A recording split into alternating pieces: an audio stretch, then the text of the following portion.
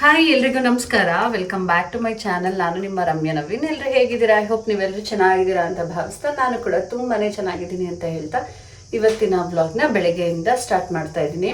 So ನೆನ್ನೆ ಉಪ್ಪಿನ ದೀಪ ಹಚ್ಚಿದ್ದೆ. 5 ವಾರ ಸಂಕಲ್ಪ ಮಾಡ್ಕೊಂಡಿದ್ದು 5 ವಾರ ಕೂಡ ಕಂಪ್ಲೀಟ್ ಆಯಿತು. ಈಗ ಶನಿವಾರ ಉಪ್ಪನ್ನು ಕರಗಿಸ್ಬೇಕು, ಅದನ್ನೇ ಮಾಡ್ತಾ ಇದ್ದೀನಿ. ಸೊ ಬೆಳಿಗ್ಗೆ ಸ್ವಲ್ಪ ಲೇಟಾಗಿದ್ವಿ, ಎದ್ದು ಫ್ರೆಶ್ ಅಪ್ ಎಲ್ಲ ಆಗಿ ಈಗ ಪೂಜೆ ಕೆಲಸ ಮುಗಿಸ್ಬಿಡೋಣ ಅಂತ ಅಂದ್ಬಿಟ್ಟು ಪೂಜೆಗೆಲ್ಲ ರೆಡಿ ಮಾಡ್ಕೊತಾ ಇದ್ದೀನಿ. ಜೊತೆಗೆ ಉಪ್ಪಿನ ದೀಪ ಕೂಡ ಏನಿದೆ ಅದನ್ನು ತೆಗೆದು ಉಪ್ಪು ಕರಗಿಸಿ ಎತ್ತಿಡಬೇಕು. ಸೊ ಸುಮಾರು ಸಲ ನಾನು ಹೇಳಿದ್ದೀನಿ. ಆ್ಯಂಡ್ ಸಾರಿ, ಇನ್ನೊಂದೇನಂತ ಅಂದರೆ, ನನಗೆ ವ್ಲಾಗ್ ಅಪ್ಲೋಡ್ ಮಾಡಿದ ತಕ್ಷಣ ಬರೋ ಫಸ್ಟ್ ಕಮೆಂಟ್ ರೆಗ್ಯುಲರಾಗಿ ವ್ಲಾಗ್ ಮಾಡಿ ರಮ್ಯಾ ಅಂತ ಅಂದ್ಬಿಟ್ಟು. ಇನ್ಸ್ಟಾಗ್ರಾಮಲ್ಲಂತೂ ಕಮೆಂಟ್ಸಲ್ಲೇ ಬೈದ್ಬಿಡ್ತೀರ. ಸೊ ಬಟ್ ಏನು ಮಾಡಲ್ಲ, ಪರಿಸ್ಥಿತಿಗಳು. ನನಗೂ ಇಷ್ಟ, ಡೈಲಿ ವ್ಲಾಗ್ ಮಾಡಬೇಕು ಅಂತಲೇ ಇಷ್ಟ. ಬಟ್ ಇದನ್ನು ಪದೇ ಪದೇ ಕೆಲವು ಸಲ ಹಿಂಗೆ ಆಗ್ಬಿಡುತ್ತೆ. ನಂದು ಕೆಲಸ ಅಂತ ಬಂದಾಗ ಈ ಎಲ್ಲನೂ ಬ್ಯಾಲೆನ್ಸ್ ಮಾಡೋಕ್ಕೆ ಕೆಲವು ಸಮಯದಲ್ಲಿ ಆಗಿರಲ್ಲ ಅಷ್ಟೇ, ಆಯಿತಾ. ಸೊ ಈಗ ನೋಡಿ, ನಾರ್ಮಲ್ ದೀಪನೂ ಹಚ್ಬೋದಾ ಅಂತ ಕೇಳಿರ್ತೀರ. ಖಂಡಿತವಾಗ್ಲೂ ಹಚ್ಬೋದು.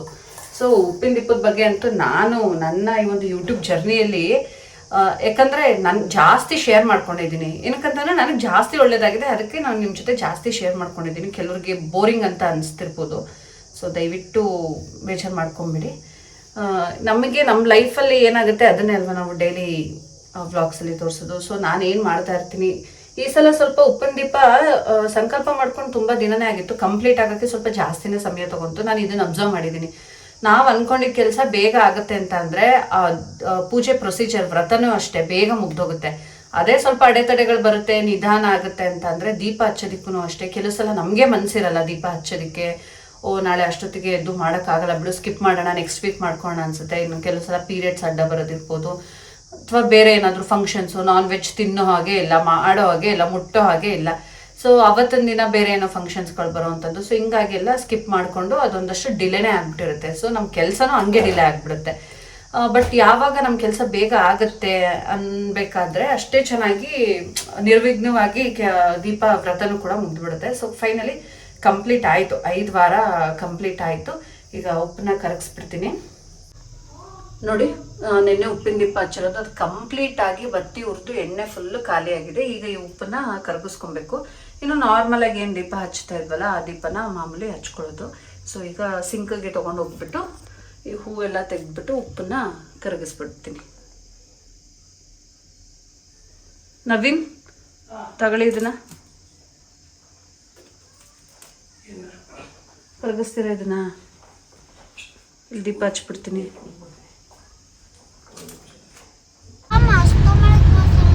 ಅಥರ್ವ, ನಿನ್ ಕೂದ್ಲೇನಾಯ್ತು? ಎಲ್ಲಿಗೆ ಮುಡಿ ಕೊಟ್ಟೆ? ಚಿಕ್ಕಯ್ಯ ದೊಡ್ಡಯ್ಯ ದೇವ್ರಿಗೆ. ಬಂಟುನು ಕೊಟ್ಟಿದ್ದಾನೆ. ಬಂಟು ಅಥರ್ವ ಇಬ್ರು ಮುಡಿ ಕೊಟ್ಟಿದ್ದಾರೆ. ಈಗ ಸಮ್ಮರ್ ಅಲ್ವಾ, ಹೆಂಗಿದ್ರು ಅವ್ರಿಗೂ ರಿಲ್ಯಾಕ್ಸ್ ಅನಿಸುತ್ತೆ. ಸೊ ಈಗ ನಾವು ಬ್ರೇಕ್ಫಾಸ್ಟ್ಗೆ ಇವತ್ತು ಹಳ್ಳಿ ಹಟ್ಟಿಗೆ ಹೋಗ್ತಾ ಇದೀವಿ. ಯೂಶಲಿ ನಂಗೆ ಅಲ್ಲಿ ಇಷ್ಟ ಆಗುತ್ತೆ, ಅಲ್ಲಿ ಗಿಣ್ಣೆಲ್ಲ ಸಿಗುತ್ತಲ್ವಾ. ಆದ್ರೆ ನಾವು ಫ್ರೀ ಆಗೋದೇನೆ ಸಂಡೇ. ಹೌದಾ, ಸೆಕೆ ಗಿಂಡು ಕೇಕ್ ತರ ಮಾಡ್ಕೋಬಹುದು ನೋಡಿ, ಅದು ಇಷ್ಟ, ತುಂಬಾ ಇಷ್ಟ.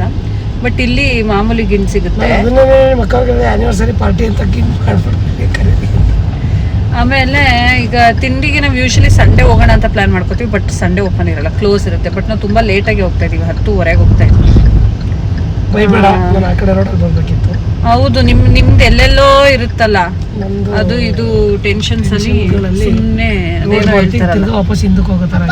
ಹಂಗೇನೆ. ಅವರು ಪೆಟ್ರೋಲ್ ಜಾಸ್ತಿ ಆಗೈತಲ್ಲ, ನಮ್ಗೆ ದುಡ್ಡು ಜಾಸ್ತಿ ಆಗೈತಲ್ಲ, ಅದಕ್ಕೆ ಕರ್ಕೊಂಡಿದ್ದ ಕಡೆ ಇದಕ್ಕೇನೆ ಅವ್ನು ಪಾರ್ಕ್ ನೋಡಿದ್ರೆ ಆಟ ಆಡೋದ ಬನ್ನಿ ಅಂತಾನೆ. ಈ ಬಿಸಿಲಲ್ಲಿ ಆಟ ಆಡ್ತಾರ. ಅದಕ್ಕೆ ನಾನು ಈ ಕಡೆ ಬಂದೆ. ಸ್ವಲ್ಪ ಬ್ರೇಕ್ಫಾಸ್ಟ್ ಮುಗಿಸ್ಕೊಂಡು ಅದಾದ್ಮೇಲೆ ಸೊ ತುಂಬ ದಿನ ಆದ್ಮೇಲೆ ಕಾರ್ ಕ್ಲೀನ್ ಮಾಡಿದ್ದೀನಿ. ಹೇಗೆ ಅನಿಸ್ತಾ ಇದೆ? ಚೆನ್ನಾಗಿದೆ. ಮುಂಚೆ ನಮ್ದು I-20 ಇತ್ತಲ್ಲ, ಅವಾಗ ಎಷ್ಟು ಸ್ಟಾರ್ಟಿಂಗಲ್ಲಿ ಕಾರ್ ವಾಶ್ ಮಾಡ್ತಿದ್ರು ಅಂದರೆ ನನಗೆ ಇರಿಟೇಟ್ ಆಗಿಬಿಡೋದು. ಆ ರೇಂಜಿಗೆ ಕಾರ್ಗೆ 2 ಅವರ್ ಟೈಮ್ ಕೊಡ್ತಾ ಇದೆ. ಏನಕ್ಕೆ ಬಿಟ್ಟೆ ಗೊತ್ತಾ? ಬೋರ್ ವಾಟ್ರು ಕಲೆಗಳು ನಿಲ್ಲುತ್ತೆ. ಎಷ್ಟು ಕ್ಲೀನ್ ಮಾಡಿದ್ರು ಅದು ನನಗೆ ಬೇಜಾರು ಬಂತು. ಕಾರ್ಗಳು ಬಂದಿದೆ ಗೊತ್ತಾ ಇಲ್ಲಿ. ಅಲ್ಲೆಲ್ಲ ತೋರಿಸಿದೆ ನೋಡಿ, ಇವರೆಲ್ಲ ಬ್ರೇಕ್ಫಾಸ್ಟ್ ಮಾಡಕ್ಕೆ ಬಂದಿರೋದು ಇಲ್ಲಿಗೆ. ಇದೆ ಹಳ್ಳಿ ಹಟ್ಟಿ. ಚೆನ್ನಾಗಿರುತ್ತೆ ಆ್ಯಕ್ಚುಲಿ. ಎಷ್ಟು ಕಾರ್ಗಳು ನಿಂತಿದೆ ಅಂತ ಅಂದ್ಬಿಟ್ಟು. ಸೊ ಇಲ್ಲಿ ಸುತ್ತಮುತ್ತ ಇರೋರು ಏನಾದರೂ ಟ್ರೈ ಮಾಡಬೇಕು ಅಂತ ಇದ್ದರೆ ಒಂದ್ಸಲ ಬಂದು ಟ್ರೈ ಮಾಡಿ, ಚೆನ್ನಾಗಿರುತ್ತೆ. ಎಷ್ಟು ಜನ ಬಂದವರು ನೋಡಿ, 10:30 ಆದರೂ ಇನ್ನೂ ಖಾಲಿ ಆಗಿಲ್ಲ. ನಮ್ಮ ಥರ ಲೇಟಾಗಿ ಎದ್ದು ಬಂದಿರೋರು ಒಂದಷ್ಟು ಜನ ಇರ್ತಾರೆ. ಮೈಸೂರಿಗೆ ಏನಾದರೂ ಬೆಟ್ಟ ಅದು ಇದು ಅಂತ ಬಂದಿರೋರು ಕೂಡ ಬ್ರೇಕ್ಫಾಸ್ಟಿಗೆ ಇಲ್ಲಿಗೆ ಬರ್ತಾರೆ. ಚೆನ್ನಾಗಿರುತ್ತೆ ಒಟ್ಟಿನಲ್ಲಿ. ನಾವು ಇನ್ನೂ ಸ್ವಲ್ಪ ಬೇಗ ಬರಬೇಕಿತ್ತು, ಎದ್ದಿದ್ದೇ ಲೇಟು, ಪೂಜೆ ಎಲ್ಲ ಮುಗಿಸಿ ಲೇಟ್ ಆಗೋಯ್ತು. ಎಸ್, ಏನು ತಿಂತೀರಾ ನೀವು? ಅಲ್ಲಿ ಏನಿದೆ ಅಂತ ಹೋಗಿ ನೋಡ್ಬಿಟ್ಟು ತಿಂತೀನಿ ಅಂತಾರೆ. ಈ ಪಾರ್ಕಿಂಗ್ದೇ ಸಮಸ್ಯೆ ಅಪ್ಪ. ಈಗಲೇ ಹಿಂಗೆ, ಫ್ಯೂಚರಲ್ಲಿ ಏನು ಕತೆ ಆಗುತ್ತೋ. ಇನ್ನೇನು ಎಲ್ಲ ಕಡೆ ಇಲ್ಲೆಲ್ಲ ಮನೆಯವರು ನಿಲ್ಸಕ್ ಬಿಡ್ತಾರೆ. ಕಾಂಪೌಂಡ್ ಹಾಕೋರು ಇವ್ರು ಯಾವುದೋ ಇದು ಯಾವುದಕ್ಕೆ ಅವ್ರದ್ದು ಪ್ರಾಪರ್ಟಿ, ಅವ್ರ ಮನೆ ಕಟ್ಟಿರ್ತಾರೆ ದೊಡ್ಡದಾಗ ಬಂಗ್ಲೆ, ಮನೆ ಮುಂದೆ ನಿಲ್ಸಕ್ ಬಿಡ್ತಾರೆ. ಇಲ್ಲೂ ಕಟ್ತಾರೆ. ಬಿಲ್ಡಿಂಗ್ಗಳಾದಾಗ ಪ್ರಾಬ್ಲಮ್ ಆಗೇ ಆಗುತ್ತೆ. ಕೆಳಗಿರಿ ಬೇಡ, ಅಲ್ಲಿ ಗಲೀಜಾಗಲ್ವಾ?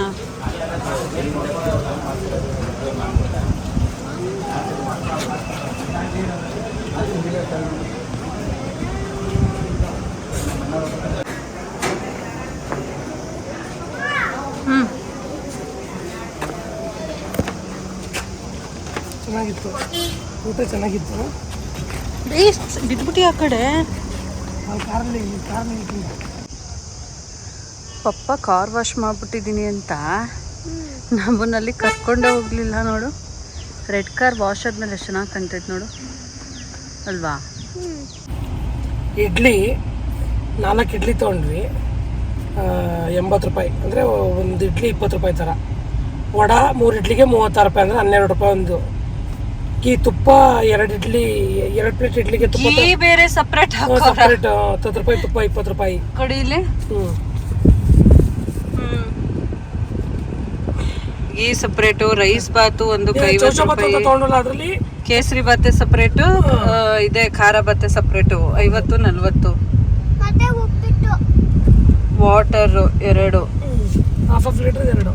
ಟೋಟಲ್ ಬಿಲ್ ಬಂದು GST ಎಲ್ಲ ಆ್ಯಡ್ ಆಗಿ 311 ರೂಪಾಯಿ. ಚೆನ್ನಾಗಿತ್ತು ಆ್ಯಕ್ಚುಲಿ. ಊಟ ಚೆನ್ನಾಗಿತ್ತು, ಬ್ರೇಕ್ಫಾಸ್ಟು ತಿಂಡಿ ಚೆನ್ನಾಗಿತ್ತು.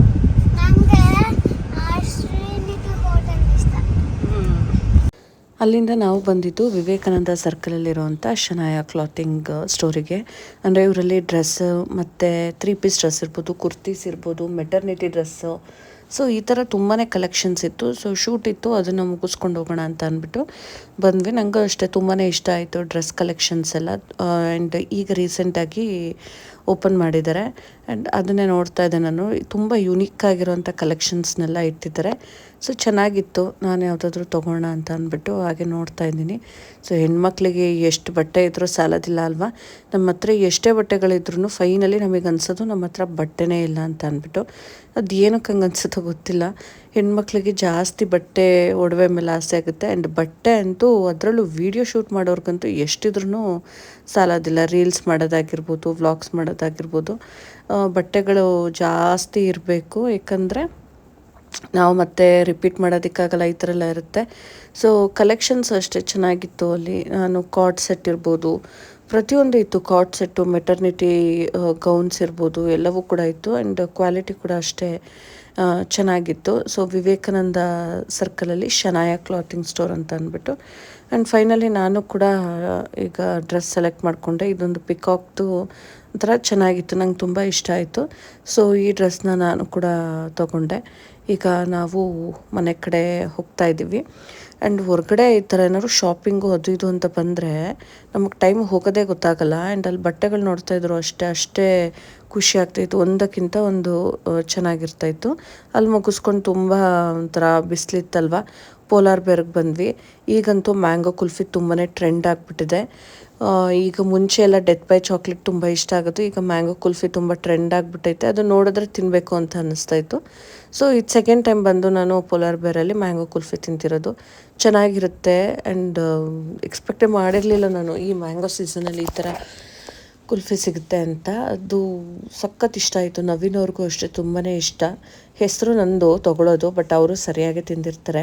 ಅವ್ರಿಗೇನಂದರೆ ನಾನು ಏನು ತಿಂತೀನಿ ಅದೆಲ್ಲ ಅವರು ತಿನ್ನೋ ಅಭ್ಯಾಸ ಮಾಡ್ಕೊಂಡಿದ್ದಾರೆ. ಅವರು ಇಷ್ಟಪಟ್ಟು ತಿಂತಾರೆ ಮ್ಯಾಂಗೋ ಕುಲ್ಫಿನ. ಓಕೆ ಅಂತ ಅಂದ್ಬಿಟ್ಟು ಮ್ಯಾಂಗೋ ಕುಲ್ಫಿ ತಿನ್ನೋದಕ್ಕೆ ಅಂತ ಕರ್ಕೊಂಡು ಬಂದರು. ಸಕ್ಕದಾಗಿತ್ತು. ಆ್ಯಂಡ್ ಅಥರ್ವ ಸ್ಟ್ರಾಬೆರಿ ಸ್ಕೂಪ್ ತೊಗೊಂಡ. ಅವ್ನು ಸ್ಟ್ರಾಬೆರಿ ಅಂತಿರ್ತಾನೆ, ಎಲ್ಲಿ ಹೋಗ್ಬೇಕಾದ್ರೂ ಸ್ಟ್ರಾಬೆರಿ ಫ್ಲೇವರೇ ಅವ್ನಿಗೆ ತುಂಬಾ ಇಷ್ಟ ಆಗುತ್ತೆ. ಫ್ರೆಂಡ್ಸ್, ಈಗ ಈವ್ನಿಂಗಿಂದ ಬ್ಲಾಗ್ನ ಕಂಟಿನ್ಯೂ ಮಾಡ್ತಾ ಇದ್ದೀನಿ. ಈಗ ನಾವು ಶನಿದೇವ್ರ ದೇವಸ್ಥಾನಕ್ಕೆ ಹೋಗ್ತಾ ಇದ್ದೀವಿ. ಸೊ ಸುಮಾರು ಸಲ ಬ್ಲಾಗಲ್ಲಿ ಹೇಳಿದ್ದೆ ಕಂತೆಗೌಡನ ಕೊಪ್ಪಲು. ನಾನು ಲಾಸ್ಟ್ ಅದು KR ನಗರ ತಾಲೂಕು ಅಂತ ಹೇಳ್ಬಿಟ್ಟಿದ್ದೆ. ಯಾಕ್ರಿ ಹಳ್ಳಕ್ಕೆಲ್ಲ ಬಿಡ್ತೀರಾ? ಕಾಣಿಸ್ತಿಲ್ಲ. ಸೊ ಆಗ ನವೀನ್ ಬ್ಲಾಗ್ ನೋಡ್ಬಿಟ್ಟು ಇದೇ ಇದು KR ನಗರ ತಾಲೂಕು ಅಂತ ತಪ್ಪು ಇನ್ಫಾರ್ಮೇಶನ್ ಕೊಟ್ಟಿದ್ಯಾ ಅಂತ. ಇದು ಆ್ಯಕ್ಚುಲಿ ಹುಣಸೂರು ತಾಲೂಕು ಬರುತ್ತಂತೆ. ಸೊ ಅದನ್ನ ಕರೆಕ್ಟ್ ಮಾಡಿದೆ. ಏನಾಯ್ತು ಅಂತ ಅಂದ್ರೆ ಸ್ವಲ್ಪ ಬೇರೆ ಈ ಸೈಡ್ ಎಲ್ಲ ನಂಗೆ ಗೊತ್ತಿಲ್ಲ ಆಯ್ತಾ ಅಷ್ಟೊಂದು. ಏನಂತ ಅಂದ್ರೆ ಆಲ್ರೆಡಿ ಶಿವು, ಅಮ್ಮ, ರಕ್ಷಿತಾ, ಚಿಂಟು ಬಂಟು ಎಲ್ಲ ಹೋಗಿದ್ದಾರೆ. ನಂಗೆ ತುಂಬಾ ಟಯರ್ಡ್ ಆಗಿತ್ತು. ಜಸ್ಟ್ ಒಂದು ½ an hour ಮಲ್ಗೋಣ ಅಂತ ರೆಸ್ಟ್ ಮಾಡೋಣ ಅಂತ ಮಲಗಿದ್ದು. ಫಸ್ಟ್ ಟೈಮ್ 1.5 hour ಮಲಗಿರೋದು ಅಲ್ವಾ? ಅದು ಎಚ್ಚರನೇ ಇಲ್ದಂಗೆ ಫುಲ್ಲು ಅಂದ್ರೆ AC ಎಲ್ಲ ಹಾಕೊಂಡು ಫುಲ್ ಕೂಲ್ ಆಗಿ ಚಿಲ್ಲಾಗಿತ್ತಲ್ಲ. ಚೆನ್ನಾಗಿ ನಿದ್ರೆ ಮಾಡ್ಬಿಟ್ಟಿದೀನಿ. 1.5 ಗಂಟೆ ನಿದ್ದೆ ಮಾಡ್ಬಿಟ್ಟಿದೀನಿ. ಅರ್ಧ ಗಂಟೆ ಮಲ್ಕೊಂಡು ಇವ್ರಿಬ್ರಿಗೂ ಹೇಳಿದ್ದೆ ನೋಡಿ, ½ an hour ಆದ್ಮೇಲೆ ಎದ್ದು ಬಿಡ್ಬೇಕು, ಬೇಗ ಬಂಟು ಕರ್ಕೊಂಡು ಬರ್ಬೇಕು ಅಂತ. ಏನು ಅವನು ಬಂಟುನು ಮಲ್ಕೊಂಡಿದ್ನಂತೆ. ನಿದ್ರೆ ಎಚ್ಚರನೇ ಆಗಿಲ್ಲ. ಚೆನ್ನಾಗಿ ನಿದ್ರೆಗೆ ಹೋಗ್ಬಿಟ್ಟಿದೀವಿ. 1.5 ಗಂಟೆ ಆದ್ಮೇಲೆ ನವೀನ್ ಟೈಮ್ ಎಷ್ಟು ಓಡು ನವೀನಂದ್ರೆ 3 ಗಂಟೆ ಅಂತ ಅಂತವ್ರೆ. ಅವಾಗ ಫೋನ್ ಮಾಡಿದ್ರೆ ನಾನು ಫ್ಲೈಟ್ ಮೋಡ್ಗೆಲ್ಲ ಹಾಕ್ಬಿಟ್ಟು ಫುಲ್ಲು ಡಿಸ್ಟರ್ಬೆನ್ಸ್ ಇರಬಾರ್ದು ಅಂತ ಚೆನ್ನಾಗಿ ನಿದ್ದೆ ಮಾಡ್ತಾ ಇದ್ದೀನಿ. ನಮ್ಮಮ್ಮ ಅವರೆಲ್ಲ ಕಾಲ್ ಟ್ರೈ ಮಾಡಿದ್ದಾರೆ. ಹಿಂಗೆ ನಂದು ಅದೇನೋ ಗೊತ್ತೇ ಆಗಿಲ್ಲ. ಸೈಲೆಂಟ್ ಆಗಿರ್ತಾರೆ ನನ್ನ ಫೋನ್ ಯಾವಾಗಲೂ. ಸೊ ಅವರು ಹೊರಟ್ಬಿಟ್ಟಿದ್ರು. ನಾವೆದ್ದು ಊಟ ಮಾಡಿ ಈಗ ನಾವು ಕೂಡ ಹೊರಟಿದ್ದೀವಿ ದೇವಸ್ಥಾನಕ್ಕೆ. ಸ್ಯಾಟರ್ಡೇಸ್ ನನಗೆ ಕೆಲವೊಂದೊಂದ್ಸಲ ರಜಾ ಇರೋಲ್ವಲ್ಲ, ಅವಾಗ ಹೋಗೋದಿಕ್ಕಾಗಲ್ಲ. ರಜಾ ಇದ್ದಾಗ ಹೋಗ್ಬಿಡ್ಬೇಕು ಅಂತ ನಮ್ಮ ಪ್ಲಾನ್ ಪ್ಲಾನ್ಡ್ ಆಗಿತ್ತು ಹೋಗ್ಬೇಕು ಅಂತ. ಬಟ್ ಬೆಳಗ್ಗೆ ಪೋಸ್ಟ್ಪೋನ್ ಮಾಡ್ಬಿಟ್ವಿ. ಬೇಡ ಹೋಗೋದು ಅಂದ್ರೆ ಬೇರೆ ಬೇರೆ ಕಾರಣಾಂತರಗಳಿಂದ ಬೇರೆ ರಿಸೆಪ್ಷನ್ ಎಲ್ಲ ಇತ್ತು. ಆಮೇಲೆ ಎಲ್ಲ ಪ್ಲಾನ್ ಎಲ್ಲ ಮತ್ತೆ ನಾಳೆಗೆ ಇನ್ನೊಂದ್ಸಲ ಬಂದ್ರು ಪರವಾಗಿಲ್ಲ, ಇವತ್ತು ದೇವಸ್ಥಾನಕ್ಕೆ ಹೋಗ್ಬಿಡೋಣ ಅಂತ. ನಾಳೆ ಬೀಗ್ ರೂಟ್ ಪುನಃ ಬರ್ಬೇಕು ನಾವು. ಏನ್ 2 ದಿನ ಟ್ರಾವೆಲ್ ಮಾಡೋದು ಕಷ್ಟ ಅನ್ಸುತ್ತೆ. ಅದೇನೋ ರೆಸ್ಟ್ ಮಾಡಿದ್ವಲ್ಲ, ಸ್ವಲ್ಪ ರಿಲ್ಯಾಕ್ಸ್ ಅನ್ಸ್ತು. ಇವತ್ತು ವೇಸ್ಟ್ ಆಗ್ಲಿಲ್ಲ, ರೆಸ್ಟ್ ಮಾಡಿದ್ವಿ ಅಂತ. ಹಂಗಾಗಿ ಈಗ ಸಡನ್ ಆಗಿ ಹೊರಟಿದೀವಿ. ಬಿಯರ್ ಅಲ್ಲ, ಅದು ಪೋಲಾರ್ ಬೇರ್. ನಿಮ್ಮ ಅಮ್ಮ ನಂಗೆ ಬೈತಲ್ ಕಡ ಹುಡ್ಗನ್ ಪೋಲಾರ್ ಬಿಯರ್ ಅಂತ ಹೇಳ್ಕೊಟ್ಟಿದ್ಯಾ. ಪೋಲಾರ್ ಬೇರ್ ಅಲ್ಲಿ ತಿನ್ಕೊ ಬಂದ್ವಲ್ಲ ಐಸ್ ಕ್ರೀಮ್. ಅದಕ್ಕೆ ಊಟ ಆಮೇಲೆ ಮಾಡ ಎದ್ಬಿಟ್ಟು ಆಮೇಲೆ ಊಟ ಮಾಡಿದ್ವಿ. ಎಲ್ಲ ಸ್ಯಾಂಡ್ವಿಚ್ ಆಳು ಮೂಡು ಎಲ್ಲ ತಿನ್ಬಿಟ್ಟು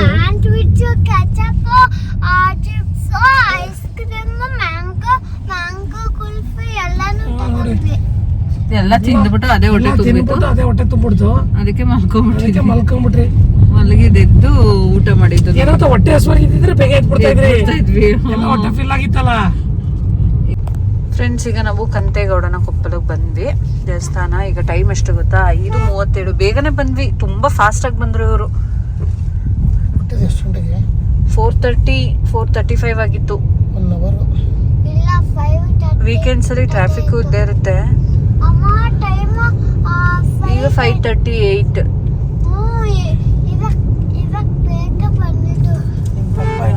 ನೋಡು ಪಪ್ಪ ಬಿಡಪ್ಪ ಎಷ್ಟು ಫಾಸ್ಟ್ ಆಗಿ ಕರ್ಕೊಂಡಿದ್ದೇನೆ. ಬಂಟೋರು ಹೋದ್ರು. ಇಲ್ಲೇ ದೇವಸ್ಥಾನದ ಹತ್ರನೇ ಅವರು. ಅವ್ನು ಹಿಡಿಯೋದೇ ಕಷ್ಟ. ಶಿವ ಹೊರಟಾಗಿರ್ತಾನೆ. ಇಲ್ಲ, ರಕ್ಷಿತಾ ಇನ್ನೂ ಇಲ್ಲೇ ಇದೀವಿ. ಅವ್ನು ಆಗ್ಲೂ ಹೋದ. ಬಟ್ ರಕ್ಷಿತಾ ಇಲ್ಲೇ ಇದೀವಿ ಅಂತ ಅಂದಿದ್ಲು. ಇಲ್ಲ ದೊಡ್ಡಮ್ಮ ಇಲ್ಲೇ ಅವರಲ್ಲ, ಹೇಳಿಲ್ವಾ ಇಲ್ಲೇ ಅವ್ರೆ ಅಂತ. ಅಲ್ಲಿ ಅಮ್ಮ ಬಂಟನ್ ಎತ್ಕೊಂಡಿದ್ದೆ. ನಾನು ಈ ಶನಿದೇವ್ರ ದೇವಸ್ಥಾನದ ಬಗ್ಗೆ ತುಂಬ ಸಲ ಹೇಳಿದ್ದೆ. ಸೊ ಈ ದೇವಸ್ಥಾನಕ್ಕೆ ನಾವು ಅವಾಗ ಬರ್ತಾ ಇರ್ತೀವಿ ಅಂತ ಅಂದ್ಬಿಟ್ಟು ಆ್ಯಂಡ್ ಬಂದ್ವಿ. ನನಗಂತೂ ಒಂಥರ ಸಮಾಧಾನ, ಏನೋ ಒಂಥರ ಮನ್ಸಿಗೆ ನೆಮ್ಮದಿ ಸಿಗುತ್ತೆ. ಸೊ ಅಲ್ಲಿಂದ ನಾವು ಪೂಜೆ ಎಲ್ಲ ಆಯಿತು, ದೇವ್ರ ದರ್ಶನ ಎಲ್ಲ ಮಾಡಿಕೊಂಡು ನಮ್ಮ ದೊಡ್ಡಮ್ಮನ ಮನೆಗೆ ಅಟೆಂಡೆನ್ಸ್ ಹಾಕಲೇಬೇಕಲ್ಲ, ಜ್ಯೂಸ್ ಮಾಡಿಕೊಟ್ರು ದೊಡ್ಡಮ್ಮ. ಸೊ ಅಲ್ಲಿಂದ ನಾವು ಈಗ ಮನೆಗೆ ಹೊರಡ್ತಾ ಇದ್ದೀವಿ.